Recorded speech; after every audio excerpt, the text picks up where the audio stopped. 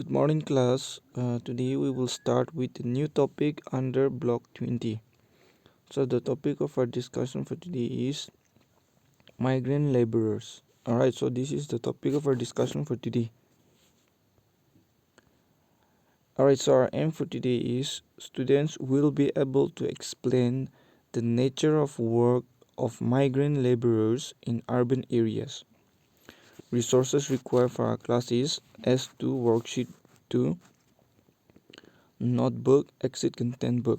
Keywords for today is migrant laborer, self-employed. So let's learn the meaning of those two keywords. So what is migrant laborers? It is a person with temporary permission to work in another country. That is known as migrant laborer. And what is self-employed? Which means working for oneself rather than for an employer. That is known as self-employed. Alright, I hope now you are clear with the keywords.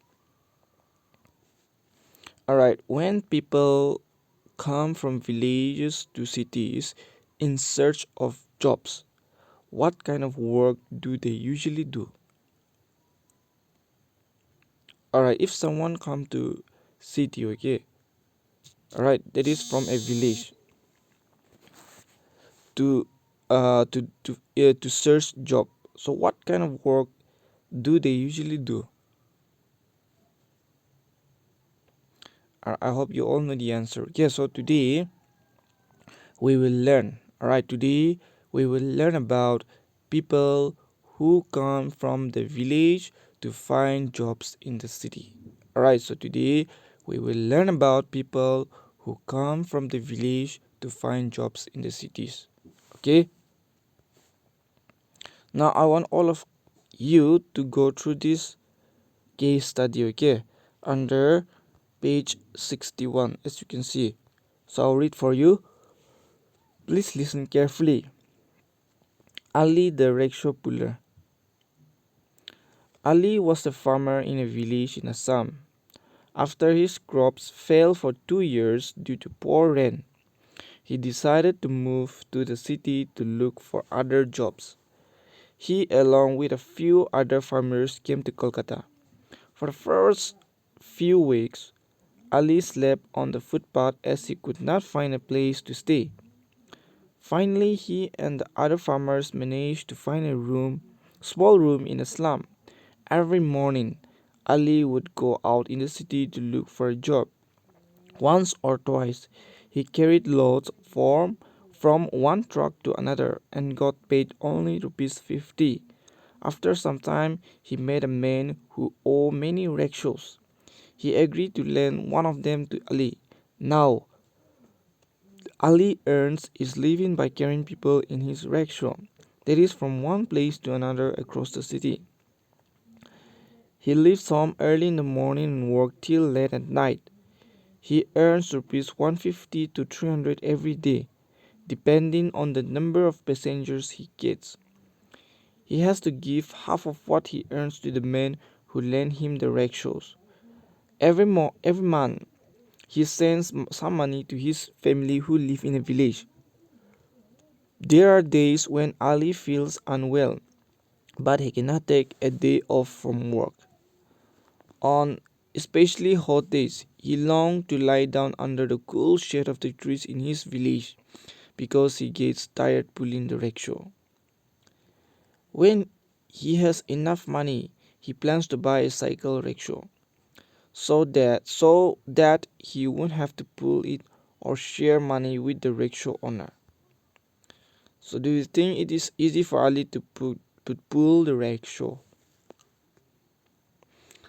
So if you want to go once again, if you want to read once again, I want all of you to take out your textbook and then read it for yourself, okay?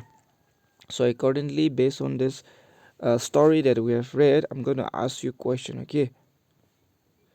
Where does Ali okay, what does Ali do to earn a living? And what did he do earlier? Means before he came to Kolkata, okay? Why did he come to the city? Where does he stay? How did he get this job? And how much money does he earn every day? What problems does he face in his job? These questions are very simple and very silly, okay? So if you are very careful with that case study, everything is answerable. Alright, things become very easy, okay, if you are very careful with that case study. Alright, okay, so see, Ali, listen carefully, okay? Ali is a rickshaw puller, alright, and he earns his living, that is by carrying people in his rickshaw, okay, that is from one place to another. Alright, earlier means before, okay? Earlier, Ali worked as a farmer in a village, that is before he moved to cities. Alright, he was jobless after the crops fell, okay, due to poor rain. Alright, that is how he has to leave village and go to city in search of job. Hence, he came to Kolkata to find a job. Alright, at first when he came to Kolkata, he stays in a slum. Alright, so he took up this job because he met someone who had many rickshaws, okay, and borrow one rickshaw from him. Alright, and Ali earns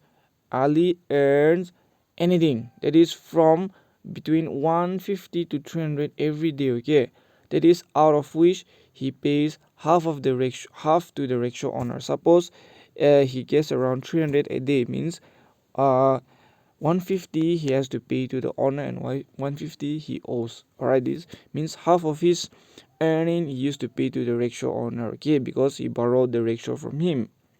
So he does not earn a fixed sum of money, means you don't get a regular income of 300 every day, okay, depend on, because it depends on the number of passengers he gets every day. Alright, so he has to work, that is even when he feels unwell, even when he is sick. Alright, he has to earn, he has to work. Sometimes he has to pull his rickshaw even on a hot sunny day. Alright, even if it's a rainy day or a sunny day, he has to pull his rickshaw, okay? So those are the problems that he faced in his job. Now, why do people come from village to cities? Do they find job easily? What kind of jobs do they usually have to do and why? Why do people come from villages to cities? And do they find jobs easily? What kind of jobs do they usually have to do and why?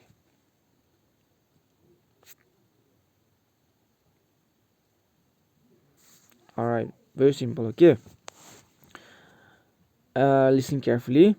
People from People from villages come to cities in search of jobs. Alright, that is either because they are jobless in the village or because they want to earn more money.